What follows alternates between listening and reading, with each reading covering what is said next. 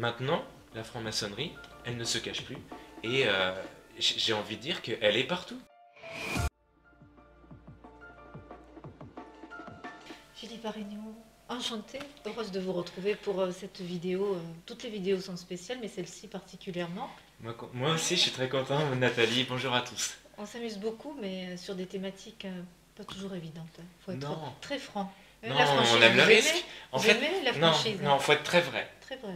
Très vrai, parce que la franchise, c'est de la bonne intention et puis On va y pas suivi revenir. des actes. On va y revenir, vous allez nous expliquer tout ça. Oui. C'est le but du jeu. Est-ce qu'on joue vraiment dans Non, cette vidéo? non, on ne joue pas parce que c'est grave ce qui se passe en France, ce qui se passe sous le gouvernement Macron, et puis qui finit aussi par arriver à l'Église. Donc c'est grave ce qui se passe aussi à l'intérieur de l'Église en ce moment. Alors je rappelle que vous êtes catholique, homosexuel, continent, auteur d'un ouvrage censuré mais que l'on peut retrouver en audio sur YouTube, Homo, Bobo, Apo, homosexualité, boboïsme et apocalypse. Au programme aujourd'hui, c'est un décryptage, une analyse de cette visite de notre président Emmanuel Macron. C'était le 9 avril 2018 chez les Bernardins. Alors pourquoi M. Macron, le président, faisait donc cette visite et répondait à cette invitation de la conférence des évêques de France, Philippe Arignon? Symboliquement, cette visite aux Bernardins signait la collaboration et l'intégration de l'Église dans la République. Donc la rencontre entre le gouvernement et puis l'Église en France. Je ne dis pas l'Église de France parce que l'Église est universelle, mais l'Église en France. Donc voilà, par rapport surtout aux états généraux de bioéthique qui approchent, où des questions très graves vont être posées sur le statut de l'humain, et pas seulement sur la dignité, mais sur la sacralité de l'existence humaine, eh bien l'Église a voulu lancer une invitation au président pour quelque part mettre les points sur les i, mais c'est pas, ça s'est transformé et on va voir en cette folie. transformation. Et d'ailleurs, c'est pour ça que j'appelle les Bernardins les Bernardingues, parce que quelque part, les responsables d'église et puis ceux qui étaient présents se sont laissés enfumer par le discours franc-maçon de M. Macron, Macron, notre président voilà. Actuel. Donc on va voir, on va étudier quel est le concept. Quels ont été les messages francs-maçons diffusés dans tous les discours, que ce soit les témoignages. Vous en avez vu partout. C'est pas moi, c'est que en fait ça ressort tout seul. Donc dans les témoignages déjà de personnes en vulnérabilité, ensuite dans le discours de Monseigneur Pontier qui est le grand Manitou de la conférence des évêques de France, et ensuite du président Macron, suivi après des réactions des journalistes et même des évêques et des cardinaux qui ont trouvé le discours et la visite extraordinaire. Vous précisez des journalistes de médias chrétiens? Enfin, soi-disant catholiques. Soi-disant catholiques. Parce que vous allez voir que tous, ils ont marché au diapason de la franc-maçonnerie, sachant que pour reconnaître un discours franc-maçon, c'est très clair, c'est une imitation de Jésus, mais sans Jésus. Donc on a tous les rituels dans la franc-maçonnerie empruntés à l'Église catholique, mais vidés de Jésus. Et donc ça se transforme en humanisme intégral d'un côté et en spiritualisme intégral de l'autre. Donc on a un discours très, finalement, très sacré, très sacralisé. Oui. On était dans un rituel. Dans une grande messe. Oui. C'était une sorte de grande messe médiatique mais païenne. Et bien rythmée. Et bien rythmée parce que vous allez voir donc rapidement dans tous les discours qu'il y a 3 champs lexicaux sur lesquels repose la franc-maçonnerie et qu'on peut identifier même dans les discours des gens qui se disent cathos. Il y a d'abord le lexique de la lumière textile, lumière tissu d'abord. Ensuite, le deuxième lexique qu'on peut identifier, c'est celui de la construction et de l'architecture. Parce que dans la franc-maçonnerie, on estime que l'homme peut s'améliorer lui-même et se construire lui-même par ses bonnes intentions et par ses actes de solidarité. Et puis, en troisième point, il y a le lexique de l'humanisme intégral, c'est-à-dire que l'homme est pris pour son propre Dieu et son propre but. Alors, la cerise sur le gâteau de ces 3 lexiques-là, il en fallait bien une, et vous allez voir, c'est quand on entend le mot franchise ou franc, ou bien sincère. Parce que donc, la sincérité ou la franchise, ce n'est pas la vérité. Hein, on peut vouloir le bien sans le faire. Et on peut être que dans l'intention de bien faire pour finalement mal agir. Donc quand vous entendez l'adjectif franc ou franchise, c'est qu'il y a de la franc-maçonnerie dans le coin. Et ça, vous l'avez vraiment vérifié? Je l'ai vraiment vérifié. Et puis alors la deuxième cerise sur le gâteau, c'est quand on entend parler donc, de diversité et du culte de la différence qu'est l'hétérosexualité. Et en général, ce culte de la différence embarque l'homosexualité. Donc en général, il y a une promotion par la franc-maçonnerie des diversités, et en particulier de la diversité homosexuelle. C'est un plaisir pour vous d'étudier, enfin d'analyser un peu cette prestation de notre président de la République, et chez les Bernardins, et devant des évêques? Non, il n'y a pas de jouissance à voir que la franc-maçonnerie a infiltré l'Église catholique. C'est effrayant. C'est carrément oui, une infiltration. Oui, et non, je peux pas être content de ça. Évidemment, bon, ça ressort de tous les discours, mais bon, ça fait encore plus mal quand ça vient de la bouche de personnes catholiques. Parce que bon, Macron, la franc-maçonnerie est tellement lisible dans son discours qu'on l'attend presque. En revanche, de découvrir la compromission, la collaboration des évêques et puis de la conférence des évêques de France, là c'est un signe très très fort de fin des temps et puis d'une église en plein schisme, parce qu'ils n'ont rien vu. Ils n'ont rien vu, ils n'ont pas dénoncé ce qui s'est passé, et puis ils se sont laissés embobiner par Macron. Oui, c'est une séduction peut-être. Il y a une vraie séduction, il a réussi son coup. Son discours était magnifique. Hein. Mais c'était à l'image du maître de la terre de Benson, avec l'antéchrist qui finalement ne rejette pas en apparence l'Église, il lui offre même une place dans sa République. Et dans cette diversité, au fond, qu'il propose. Voilà, mais il ne faut surtout pas que l'Église catholique dépasse, et surtout pas reconnaître la divinité du Christ. Et Macron a applaudi l'Église, a applaudi les catholiques, a applaudi les chrétiens, mais il ne reconnaît pas la divinité du Christ. Et il ne reconnaît pas que Jésus est Dieu. Donc en soi, c'était et c'est passé, mais comme une lettre à la poste. Donc c'est ça qui m'inquiète, c'est le manque de défense dans l'Église catholique par des gens qui sont dans l'Église, qui la dirigent et qui ne voient même pas que l'humanisme intégral et le spiritualisme intégral gomment le maître de l'Église et la tête de l'Église qu'est Jésus. Alors ensuite, il y a eu les témoignages, donc d'abord d'un homme autiste, Samuel, et de son frère Florent, ensuite de Vanina Dessanges et puis Charles Plumet pour la Société Saint-Vincent de Paul, et puis après Martine Zacharie et Marine Barbero pour l'association APA, donc Association pour l'amitié, une association pour nous appâter. Alors, je vais vous dire certaines phrases que j'ai entendues et qui faisaient partie et de la franc-maçonnerie et de l'humanisme intégral.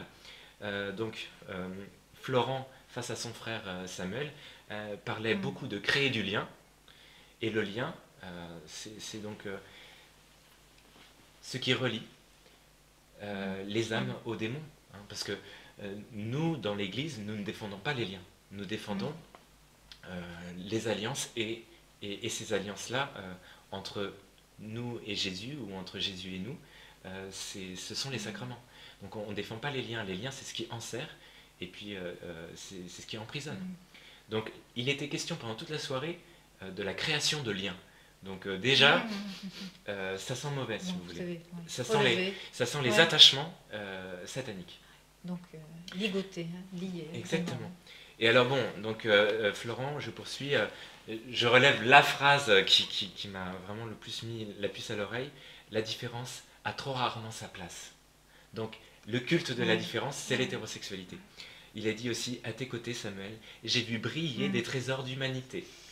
Merci de m'avoir aidé à devenir l'homme que je suis. Tu es ma fierté, ma joie, mon rocher.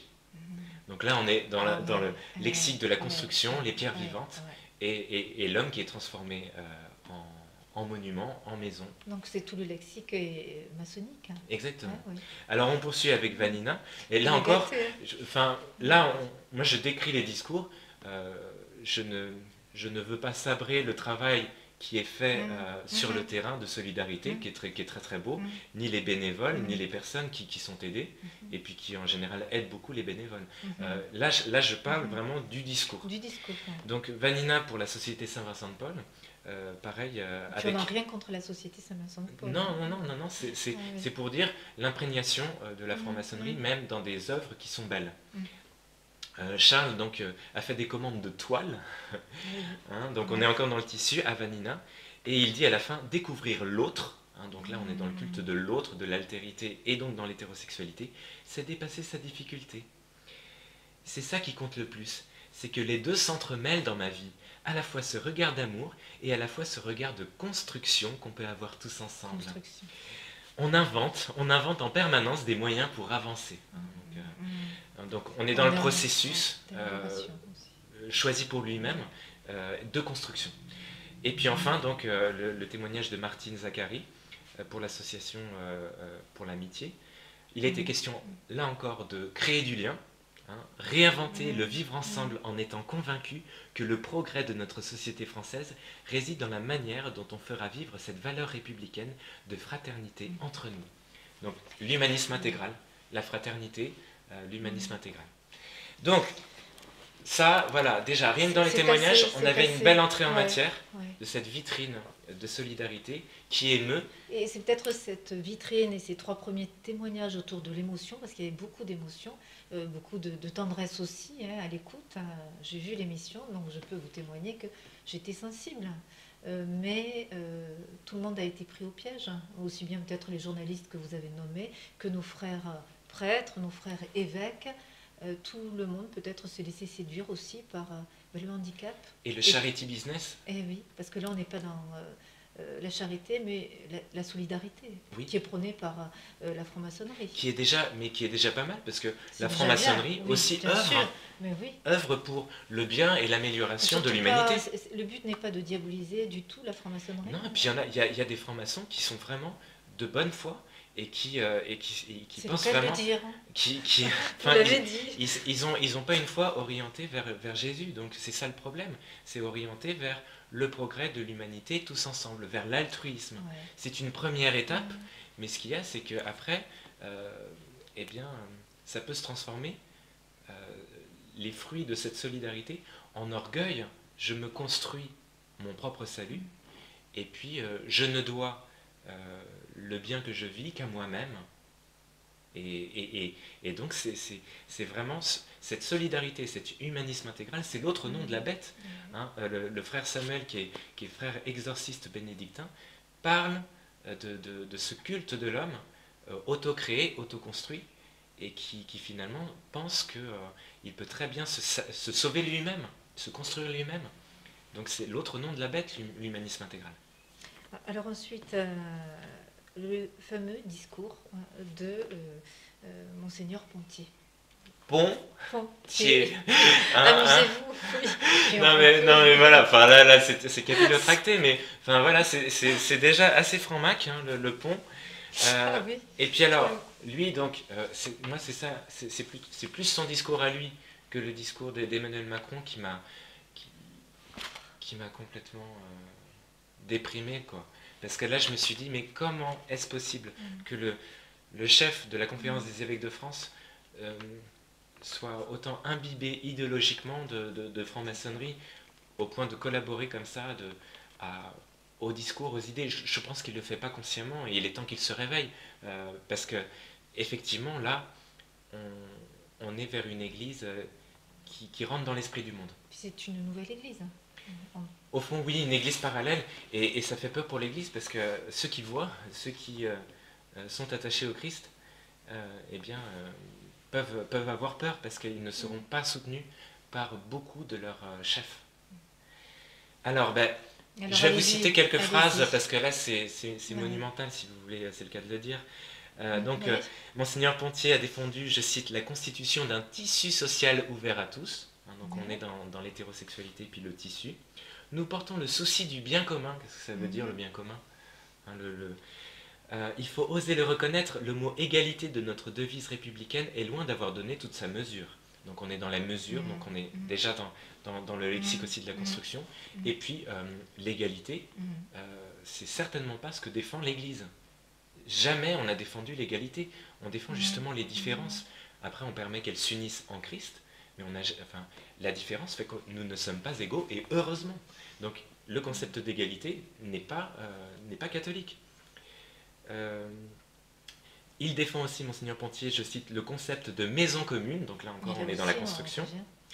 Nous sommes tous liés les uns aux autres, un développement technologique et économique qui ne laisse pas un monde meilleur, donc l'amélioration, et une qualité de vie intégralement supérieure, comme si le catho visait une qualité de vie, c'est justement pas ce qu'on vise, ne peut être considéré comme un progrès. Donc là, on a vraiment le discours du progrès et de l'amélioration de la vie. C'est pas ce discours-là qu'on attend d'un évêque. Hein, c'est aux antipodes de la croix. Oui. C'est aux antipodes de la croix. On est loin de l'évangile, je complètement. Dirais, hein. On est vraiment cherche l'évangile, tout simplement. Dans cette société de la qualité aseptisée. Et puis au fond de la construction. Et de la construction vers un meilleur, mais finalement... Un meilleur pourquoi? Pour gagner? C'est ça. Pour gagner, pour vivre mieux. Alors que l'évangile nous dit de tout perdre. C'est ça, de renoncer à nous. De renoncer, Alors je continue, hein. C'est l'homme qui est au centre de tout. Ouh. On va s'arrêter là. Là, on est vraiment dans l'humanisme intégral. C'est pas Jésus le centre de tout. C'est l'homme Dieu, c'est l'homme Dieu qui est Jésus qui est au centre de tout. Donc là, il l'a dit, hein, c'est l'homme qui est au centre de tout. Je l'ai entendu, donc je confirme. Il a dit après, je propose de commencer par améliorer le sort des plus fragiles, parce que c'est ainsi que se construit et s'approfondit la confiance en la nation. Bon, nous, on n'a pas confiance en la nation, ou alors la nation céleste, hein, dirigée par Jésus, mais on est où là? Allô? Une absence. Non, mais c'est une terrible. Absence ou un aveuglement. Un aveuglement. Un aveuglement. Je pense. On n'est pas là et vous n'êtes pas là pour être méchant. Non, et puis là je parle de mots, et pour réveiller aussi. Et vous revenez juste sur des mots, des faits, un discours qui a été donné, que tout le monde a entendu. Et puis qui est passé inaperçu. Hein, parce que les médias catholiques, dans leur ensemble, même traditionnalistes, il n'y a que le blog de John Smith qui a vu la franc-maçonnerie dans les discours, et qu'on peut saluer, mais sinon les autres ont été dithyrambiques, très élogieux, ils n'ont pas vu. Alors je continue, hein. Monseigneur Pontier parlait aussi de donner sa vie. Il a dit donner sa vie et donner la vie sont les plus grandes choses de l'existence. Mais on peut donner sa vie au diable et ça s'appelle la damnation. Hein. Donc c'est pas donner sa vie qui est beau, c'est donner sa vie au Christ, bon sang.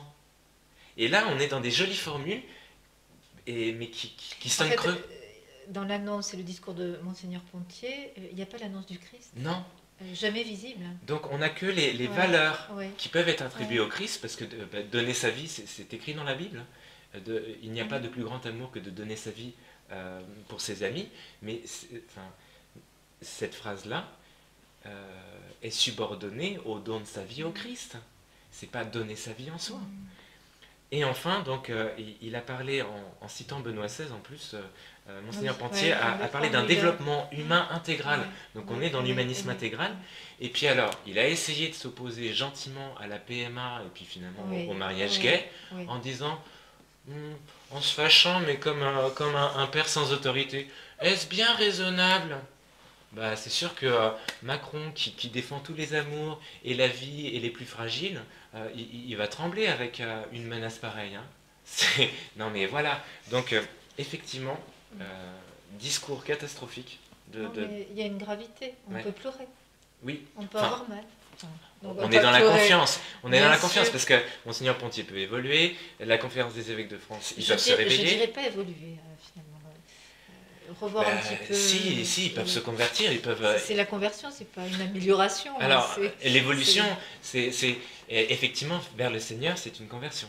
Mais oui, ils peuvent évoluer. Jusqu'à notre mort, on peut évoluer. Mais en tout cas, c'est mal barré. Alors, un peu désespérant à la fois. Hein. Non, mais il y a plus désespérant, mais nous gardons confiance. On garde confiance. Et puis. Pourquoi cette vidéo, au fond, Philippe Arrignon? Réveiller l'Église, les gens d'Église, parce que l'Église, elle est parfaite. Donc cette vidéo s'adresse aux cathos en priorité. Et puis aussi pour ceux qui veulent comprendre que la franc-maçonnerie, ce que c'est que la franc-maçonnerie, c'est pas juste une loge extérieure à nous. La première démarche à avoir pour étudier la franc-maçonnerie, c'est considérer que le premier franc-maçon, c'est nous-mêmes. C'est pas une mafia, une confrérie cachée dans laquelle il faut être initié. Non, la franc-maçonnerie, ce sont les idées. Et les idées de la franc-maçonnerie, maintenant, se sont répandues. Elles sont devenues un peu universelles, au fond. Je dirais à la vitesse de la lumière. Elles sont sorties, c'est bien joué, elles sont sorties des loges. Elles sont complètement sorties des loges, au point même que des catholiques qui sont opposés à la franc-maçonnerie mettent les deux pieds dedans.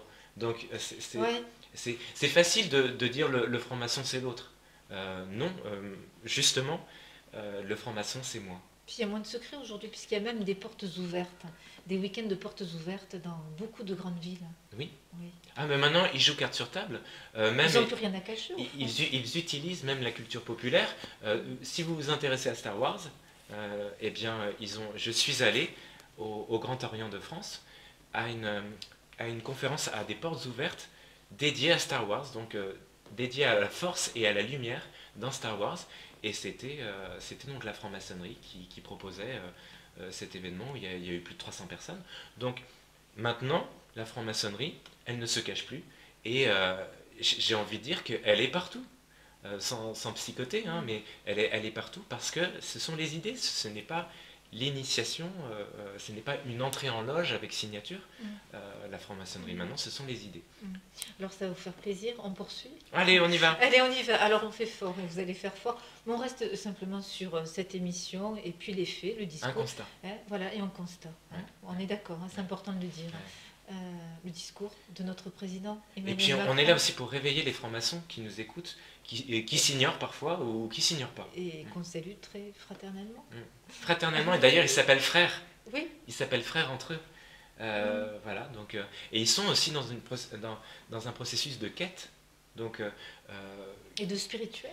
Hein. Cette quête-là peut s'unifier, oui, elle est spiritualiste. Donc elle peut s'unifier dans l'Église catholique. Il y a beaucoup de francs-maçons actuellement qui se convertissent au catholicisme, d'ailleurs en découvrant Marie. Donc c'est souvent la porte d'entrée. Autant l'islam, les musulmans se convertissent par le biais du songe et du Christ, mais alors les francs-maçons en ce moment, c'est conversion sur conversion parce qu'ils découvrent Marie. Ouais, c'est étonnant. Et il y en a beaucoup qui se sont convertis à Lourdes, et on y est. Oui, j'en connais. Ouais. Et la personne va se reconnaître. Donc voilà, je lance un petit bonjour. Je n'en dis pas plus. Je lance un petit bonjour. On y va, on relie un petit peu avec vous ce discours de Macron. Donc c'était le plus long, et il a fait 1 heure, donc extrêmement bien léché. Ah oui. Pas seulement écrit par lui, donc on voit bien, déjà c'était des discours, on avait l'impression que le discours de Monseigneur Pontier et celui de Macron avaient été écrits par la même équipe, parce qu'ils commençaient pareil. Monseigneur Pontier parlait d'une voix éclairante, et puis Macron a commencé aussi par l'adjectif éclairant. Donc on voit bien qu'ils étaient dans le même lexique de la lumière et sur le même sillon. Alors vous vous situez aussi pour éclairer là? Alors, éclairer parce que Jésus est lumière, Jésus est lumière, et c'est cette lumière pas électrique comme le veulent les francs-maçons, mais la lumière de l'amour, le feu d'amour qui brûle. Oui, on défend aussi la lumière, mais en Jésus. Oui. Donc, il y a les 3 lexiques de la franc-maçonnerie dans le discours de Macron. Il y a le lexique lumino-textile, il y a le discours de l'architecture, et puis il y a aussi le discours de l'humanisme intégral. Donc, dans le lexique lumino-textile, par exemple, Macron a employé le verbe porter ou apporter 19 fois, et Lucifer, c'est celui qui prétend apporter la lumière à l'humanité, et notamment la lumière de la connaissance, on est dans la gnose, que soi-disant Dieu aurait jalousement gardé pour maintenir l'humanité dans l'ignorance et donc la soumettre. Et effectivement, il y avait beaucoup le verbe porter et aussi les liens, la question des liens textiles. Vous irez voir dans mon blog L'Araignée du désert, vous avez tous les mots qu'il a employés en lien, c'est le cas de le dire, avec la lumière et le textile. Il a employé aussi beaucoup le vocabulaire du Christ. Donc Macron s'est pris pour le Christ et a été pris comme tel, comme un prophète. hein, puisqu'il y a des Oui, journalistes plus qui par ont... un prophète que par le Christ lui-même. Hein. Oui, mais il y a eu comme cet effet un petit peu de messie. Il y a eu une surprise. Il y a eu une surprise Au et fur et à puis mesure de l'élocution du président. un envoûtement. Ouais. Un Oui, envoûtement oui, oui. vraiment, comme Oui, si oui, oui. Macron, là, tout d'un coup, Régner en maître. incarnait cette union inédite entre bien politique et religion. Ouais. Et quand je dis qu'il s'est pris pour le Christ, c'est que voilà, le Christ dit je suis le chemin, la vérité et la vie. Le mot chemin a été employé 6 fois, le mot vérité 6 fois et le mot vie 29 fois. Donc il s'est pris pour le Christ qui en plus voilà, se met en scène dans une crèche. Il a employé une fois le mot crèche et il a confié, alors c'était très très bizarre, 3 dons à l'église. Donc c'est une manière déjà de manipuler les gens parce que pour manipuler une personne, on va lui faire croire que c'est elle qui nous donne, c'est elle qui nous offre quelque chose. Donc au départ, j'ai pensé aux 3 dons des fées de La Belle au Bois dormant avec toute l'histoire des quenouilles et puis de Maléfice qui débarquent et les 3 fées qui donnent 3 dons à la princesse Aurore. Mais après, je suis allé plutôt vers l'interprétation christique où effectivement, Macron demande à l'Église de jouer les rois mages, les 3 rois mages qui lui apportent l'or, l'encens et la myrrhe, et qui demandent 3 dons aux représentants de l'Église, et qui puis, finalement se prend pour le Christ. Donc, c'est voilà, c'est fait très inconsciemment, c'est très flatteur, mais voilà. Et puis alors, l'autre chose en lien donc avec la lumière et le fait de se prendre pour le Christ, le christianisme et le catholicisme est basé sur le renoncement. Pour aimer, nous devons renoncer à nous-mêmes et au mal. Et Macron, lui, appelle constamment au non-renoncement. Il l'a dit au moins 5 fois dans son discours, et c'est passé comme une lettre à la poste. Et même devant le Conseil de l'Europe, donc c'était en novembre dernier, il avait dit nous devons lutter contre l'esprit de renoncement. Oui, exact. Très très très fort. Tous les mots ont du poids. Et là on voit... Alors que le Christ, même l'Évangile nous le redit, nous appelle justement à être libérés de tout poids et de tout perdre, et de tout perdre par amour pour le Christ. Oui, et il a renoncé à sa propre vie pour obéir au Père. Donc il est allé jusqu'au bout du renoncement, donc jusqu'au bout de l'amour. Et le bout de l'amour passe par les tribulations et les humiliations, et on n'en veut pas, Philippe. Le renoncement du pouvoir, c'est très difficile, parce que des fois, au nom de la vérité, on peut vouloir le pouvoir. Et à la force des poignets. Et à la force des poignets, et c'est pas ça que nous demande le Christ. Il nous demande pas d'abandonner, il nous demande pas de désespérer. Il nous dit juste, voilà, renoncez à vous-même pour moi, et vous aurez la vie. Celui qui renonce à sa vie la gardera, et celui qui ne renonce pas à sa vie la perdra. Donc là, on avait un discours antéchristique, pour dire les choses clairement, même si Macron n'est pas l'antéchrist. L'antéchrist, on l'a tous en nous parce que nous sommes pécheurs. Donc loin de moi l'idée d'en faire le diable incarné. Simplement, il a eu un discours antéchristique. Alors poursuivons. Il y a eu le lexique aussi. Relevé par personne. Personne. C'est ce qui est le plus abeillé. Il est passé en tout cas pour un grand serviteur du Christ, si ce n'est n'est pour le Christ. Un grand orateur. Alors il y a eu ensuite le lexique que je vous disais de l'architecture et de la construction. Il parle beaucoup de la rectitude, il a employé le mot rectitude, verticalité, et là il a une notion très particulière de la transcendance et même du pouvoir charismatique, puisque dans le JDD, le journal du dimanche, le 12 février 2017, il a écrit ceci: comment se construit le pouvoir charismatique? J'ai toujours assumé la dimension de verticalité, mais en même temps elle doit s'ancrer dans l'immanence complète de la matérialité. Je ne crois pas à la transcendance éthérée. Donc, Macron, c'est vraiment un architecte qui a placé toute sa foi dans la matière. Il a parlé je ne sais combien de fois de réalité. Je crois qu'il a employé le mot 19 fois. 19 fois le mot réalité. Donc, c'est un pragmatique qui est là pour construire. Le mot construction, il l'a employé 6 fois. Le mot fondation, 19 fois. Donc 19 là, fois. on est vraiment Ah dans ouais. la maçonnerie et dans la Ah ouais. franc-maçonnerie. Ah ouais. Ensuite, il a embarqué l'Église comme un chef Ouais, de chantier ouais. qui appelle ses architectes. Donc Et ça a ses fait ouvriers. ses ouvriers, donc Ouais, ça fait ouais, plaisir ouais, aux cardinaux, aux évêques, ouais, qui étaient tout ouais, contents en ouais, fait de ouais. se voir enfin, voilà, investis Presque d'une d'un mission. chantier. Ouais, D'un ouais, chantier. ouais. Et les chantiers de la Ouais, oui. les chantiers missionnaires, Mais en fait, une flatterie en vue d'une meilleure collaboration. oui. Oui. Et on est Mais dans pour, quelque ser- chose qui a l'air mais dynamique, pour servir qui? constructif. Mais pour servir qui? Quel Dieu au fond? Les chantiers de la cathédrale, les chantiers, tout ça, je pense que c'est enthousiasmant parce qu'effectivement ça responsabilise et ça semble constructif. On a l'impression de savoir où on va. Hein. Et alors là, enfin, la phrase qu'il a dite, c'était, mais ça puait la franc-maçonnerie à des kilomètres, il a dit: La politique et l'Église partagent cette mission de mettre les mains dans la glaise du réel. Je n'invente rien. S'il a dit ça, mais c'est enfin, juste hallucinant. Il a parlé de ciment aussi, vous êtes le ciment de la société, donc waouh. Et alors, il a parlé aussi, parce que la franc-maçonnerie est très basée sur le corporatisme des métiers.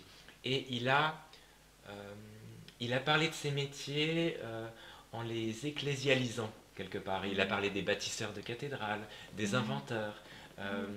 Donc, il a réemployé le lexique des ouvriers en le mettant à la sauce catho. Et donc, ça passait très très bien. Et puis, finalement, c'est un bulldozer. Il est là, Macron, et il le dit lui-même, pour appliquer un plan de construction.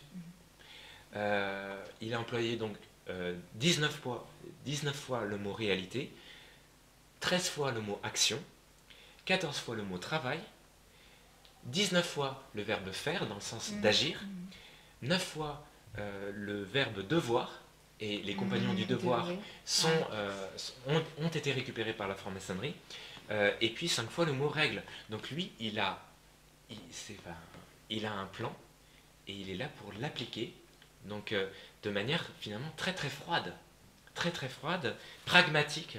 Il y a parfois un petit côté glacial, hein, malgré ce visage souriant parfois, sans vie. Et technicien. Oui. On est dans l'ingénierie. Ouais. Et c'est ça la franc-maçonnerie. C'est bien pensé. C'est bien pensé, c'est constructif, ça veut le bien de l'humanité.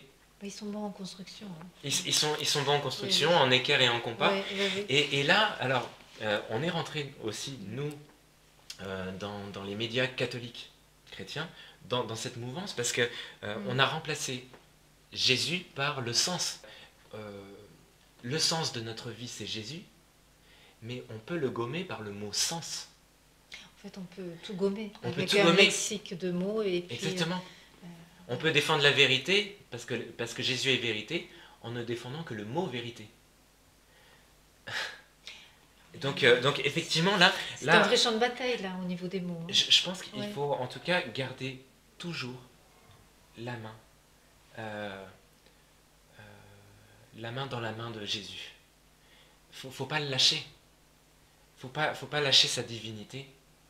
Et il faut pas le lâcher, parce que sinon, effectivement, on rentre dans un jargon de l'humanisme intégral qui est terrible. Mais là, vous pensez que le paysage aussi des médias catholiques s'est laissé un peu séduire par l'idéologie maçonnique, hein? C'est ce qu'on peut entendre? Oui, et il faut reconnaître que Macron est très très fort, parce qu'il emploie même le jargon spirituel. Oui. Vous voyez, et ça, c'est bien joué. Il a bien joué, donc il ne nomme pas le Christ, mais en revanche, il nomme les valeurs du Christ.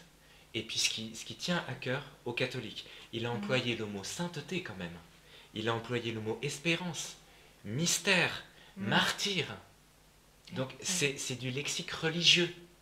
Mais on est dans la religion institution, la religion patrimoine, mais on a quitté et l'amour et Jésus et la reconnaissance de la divinité du Christ. Dans ce discours au Bernardin, M. Macron était aussi dans une formulation avec effectivement toute cette préparation qui pouvait ressembler aussi à à une célébration, il y a du sacré dans ce lieu même, à une prêche.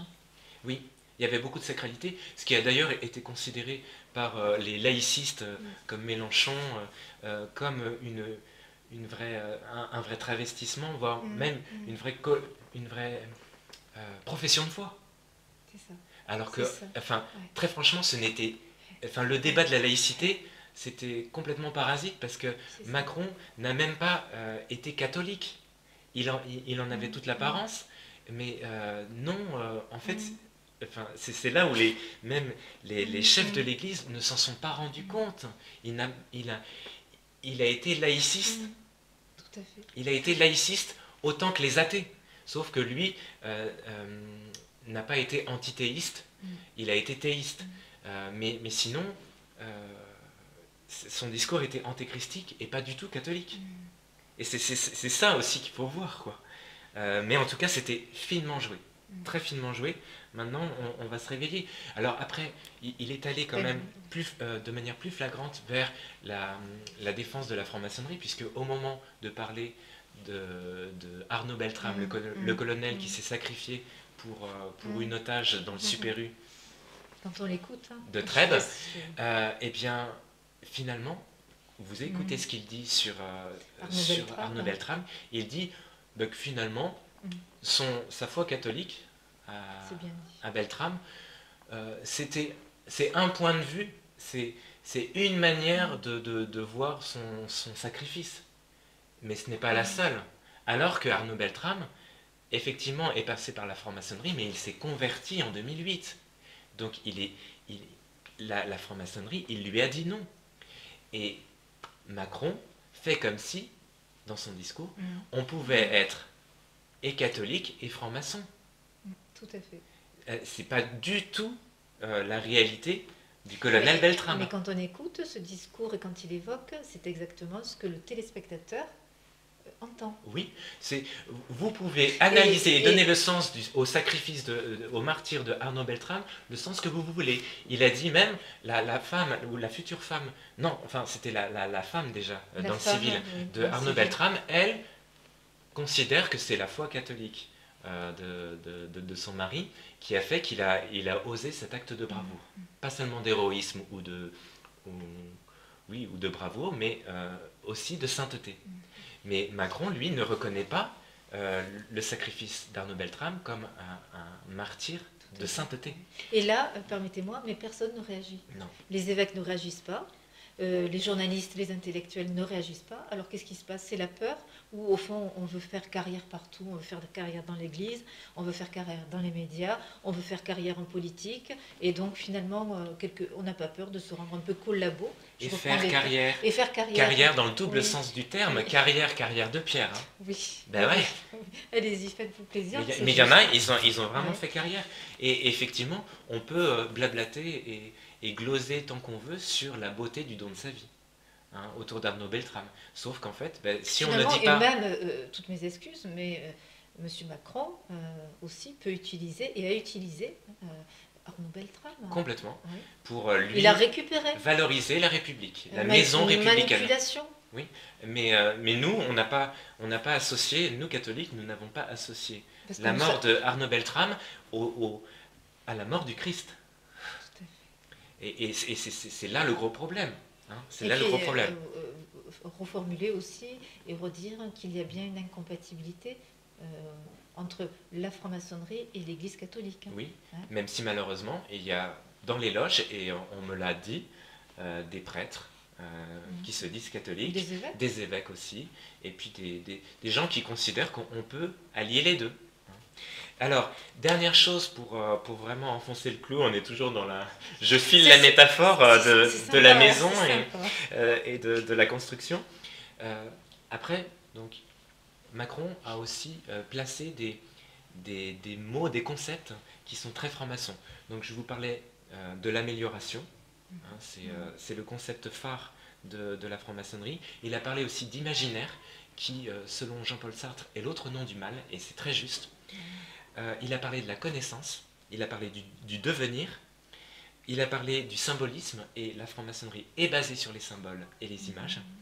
Il a parlé du temps, Macron se définit lui-même comme le maître des horloges. Il a parlé du destin, alors que le catholique ne croit ni au hasard ni au destin, mais juste au plan de Dieu qui nous laisse libres sur nous. Et il a parlé en lien avec le destin du retour du tragique. Donc ça, c'est une conception. Il a parlé du théâtre d'ombre, une forme de romantisme et de fatalisme de la mort. Justifier cette mort-là par le destin.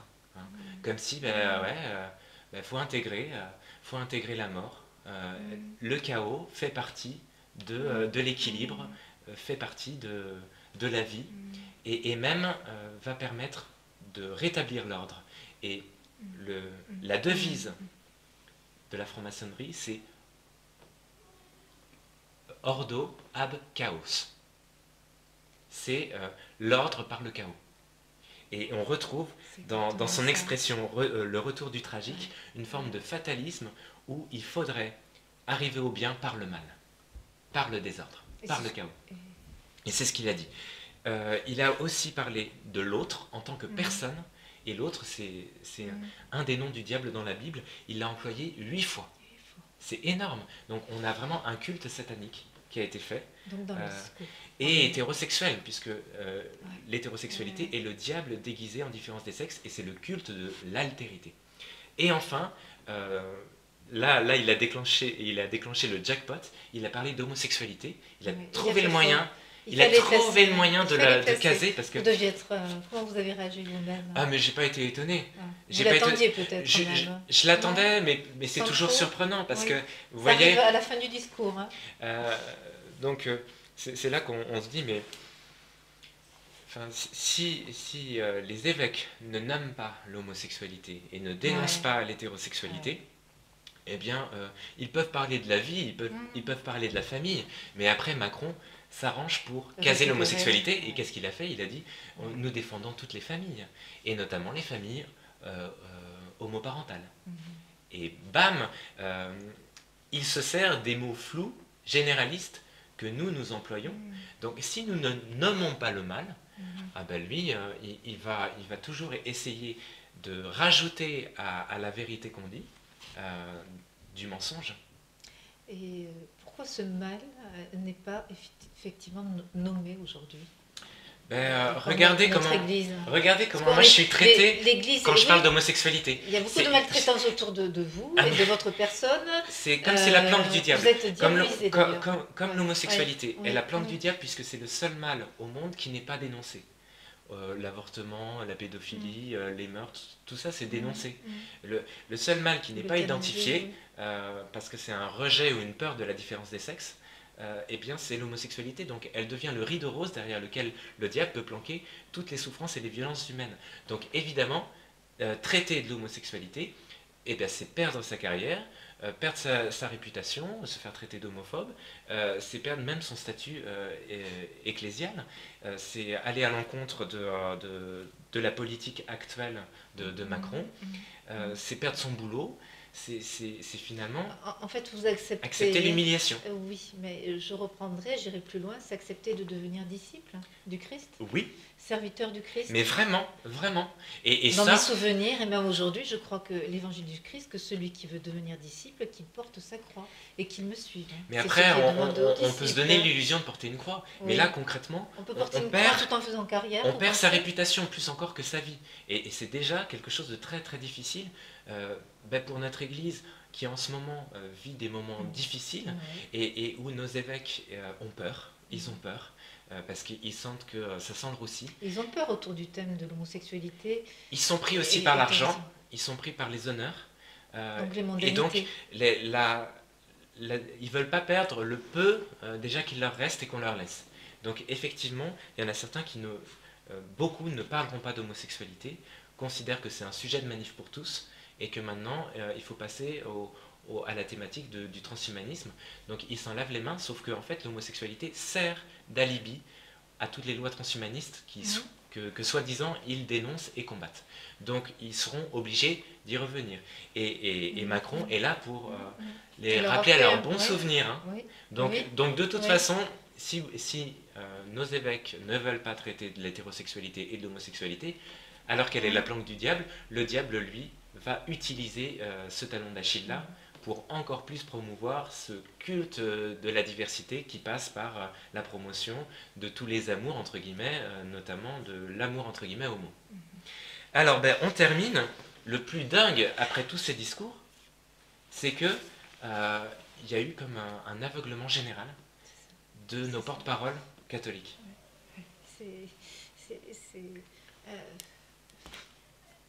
Comment vous l'expliquez? Je pense que cet aveuglement vient déjà de l'imprégnation de l'esprit du monde dans l'Église catholique, et puis aussi du péché et de pratiques mauvaises qui vont dans le sens de ce rejet de la différence des sexes, de ce rejet de Jésus. Donc oui, effectivement, pour qu'il y ait un tel aveuglement et que quasiment tous les journalistes aient applaudi au discours de Macron et de Monseigneur Pontier, c'est qu'en fait, il y a du péché derrière. Il y avait même un enthousiasme pour la plupart. Et ceux qui n'ont pas osé être enthousiastes, ils s'opposaient au discours de Macron, non pour lui-même, parce qu'ils n'ont pas analysé le contenu, mais juste par principe, en se disant, bon, c'était bien, mais voyons si c'était pas juste des belles paroles, voyons les actes. Donc c'était une prudence, mais absolument pas une reconnaissance du contenu maçonnique et luciférien des discours. Donc finalement, on est dans une plainte, un ronchonnement qui ne règle pas le problème, parce que tant qu'on n'identifie pas le mal, et je vois aussi qu'il y a une grande méconnaissance et un mépris des catholiques vis-à-vis des personnes francs-maçonnes. Tout comme c'est le cas aussi des personnes homosexuelles. Le franc-maçon, c'est toujours l'autre. Et bien, tant qu'on ne connaît pas les symboles, le discours de la franc-maçonnerie, finalement, on finit par l'intégrer en pensant la mettre à distance. On fait éponge. Et là j'ai vu la grande méconnaissance du mal et la grande méconnaissance de la franc-maçonnerie dans les sphères catholiques. Ils n'ont pas bossé, ils n'ont pas travaillé déjà sur l'homosexualité, mais ça c'est une surprise pour personne. Mais alors sur la franc-maçonnerie, ils se font avoir, mais comme des bleus. Et pourtant, la plupart pensent connaître aussi en tant que catholique la franc-maçonnerie, parce que la franc-maçonnerie, pour la plupart des catholiques, est très vite diabolisée. Oui. Mais en fait, en diabolisant, on ne reconnaît pas le mal. On le nomme pas. On le nomme pas, on lui donne même le visage de nos fantasmes et de notre peur, mais on n'avance pas. Il faut y aller. En fait, il faut être curieux et puis s'y jeter, quoi. Complètement. Enfin, s'y jeter sans s'y laisser... sans se laisser manger par peut-être l'idéologie. S'approcher de la bête. Déjà, découvrir aussi que... moi, tout récemment, j'ai rencontré un jeune de mon âge, enfin un jeune, qui vient de la franc-maçonnerie. Vous n'êtes plus aussi jeune, hein, vous commencez à vieillir. Non, mais la jeunesse, c'est pas une question de corps d'abord. Tout à fait. Et donc, ce gars qui vient de se convertir et de recevoir le baptême à l'abbaye Pascal, il a passé 3 ans en franc-maçonnerie. Et pourtant, il a découvert des gens géniaux en franc-maçonnerie. Et il m'a dit, textuellement, on est allé à la messe à Notre-Dame ensemble, et il m'a dit, c'est la franc-maçonnerie qui m'a conduit au catholicisme. Si j'ai pu être baptisé et découvrir Jésus, c'est qu'il y avait une Bible installée dans ma loge, et j'ai pu la feuilleter, et là j'ai compris qu'effectivement, le mal, c'est l'absence de Dieu, c'est l'absence de Jésus.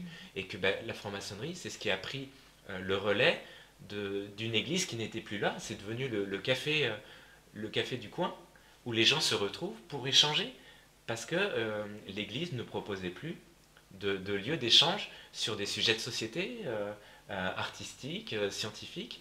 En fait, la franc-maçonnerie, c'est avant tout le café du coin. Je veux pas non plus relativiser, parce que plus on monte en loge, et puis il y a énormément d'obédiences différentes, après, plus ça se corse, et plus la franc-maçonnerie montre sa dangerosité. À la base, il faut aussi comprendre que la franc-maçonnerie, pour reprendre la métaphore du temple, c'est peut-être une marche pour aller vers Jésus. Et parce que ça l'est concrètement pour beaucoup d'ex-francs-maçons. Tout à fait. Hein? Et donc, alors, en voyant la réaction des journalistes catholiques, j'ai été effaré.